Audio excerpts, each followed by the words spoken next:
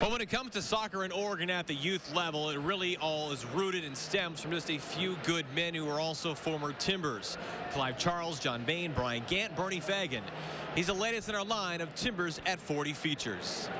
And we'll be back with the starting lineups and the start of this match between the Portland Timbers and the Seattle Sounders. It became a really good derby. Bernie Fagan played on both sides of the Portland and Seattle rivalry, including going against the Timbers in their first game back in 1975 at then Civic Stadium, where it was baseball first and soccer way second. We had one of those games where the ball would go for a while and then would stop.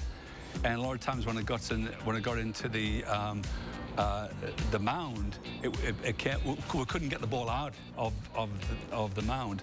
But we ended up winning 1-0. Jimmy Gabriel, our captain, took the penalty kick. But the fans, there's about 12,000 people here. The fans, you could see this was going to be a franchise that's going to do well, which it obviously did. And so we actually, after the game, we got showered, we went to Benson, and we had just a really good time with both Timbers and Sounders. Their first. Can you imagine that day today that they both get together? It would be more of a fight than anything else, wouldn't it? Yeah. He goes to the corner to Anderson. Anderson has some space, chips it across in front. There's the shot.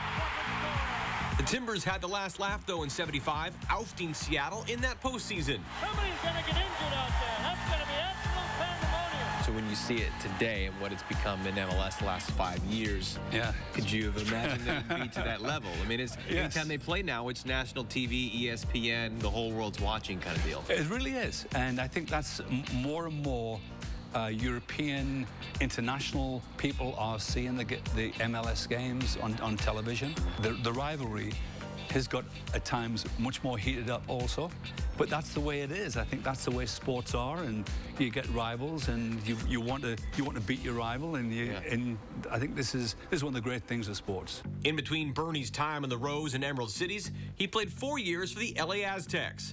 After the NASL Timbers closed up shop in '82, he played indoor ball in Detroit. Well, it was come back here. I didn't want to live in Detroit, Nobody from Detroit's watching that. Yeah. Okay. So it was back to Portland to begin his next phase in life and the game. At that time, we had to kind of figure out who has visas and who doesn't. Starting the Fred Meyer soccer camps with the late Clive Charles. I think what we did is as much as possible to keep soccer alive in that period of time between, the Timbers folding in '83 and starting the new Timbers. The clubs and camps led to college coaching. Bernie led the Warner Pacific men for a combined 26 years, spent another 4 with the Portland State women, and nearly moved to the Bluff. Almost at the University of Portland before passing the tip to his old buddy, now Pilots coaching legend. I came away from UP, I called Clive and said, listen, I can't take this job because of I'm getting paid too much money from Warner Pacific. I said, you should come down here and meet me. He met me here, right here. He met me right here. I said, you should go and interview for the job at University of Portland. And he went that afternoon, and that was it. He got the job. Yeah, and the success, obviously, he had there. Yes. You shared some pride in that time? Of course. We were all kind of beggars, and we were scrambling. If we got a family that we've got here, how do we keep them going? Where do we get the money from? But Clive was in a similar situation to all of us. And when he went to University of Portland, he flourished.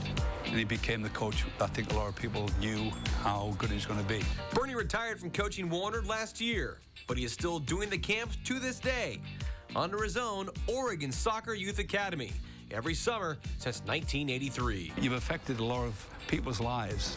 And a lot of moms and dads will come up to you, and particularly in the MAC club, and they'll say, I really enjoyed when my daughter came to camp, and it makes me feel good. Yeah, while Bernie considers himself both a Timber and a Sounder, I did put his feet to the fire, and if they had to win or take all, he's with PTFC.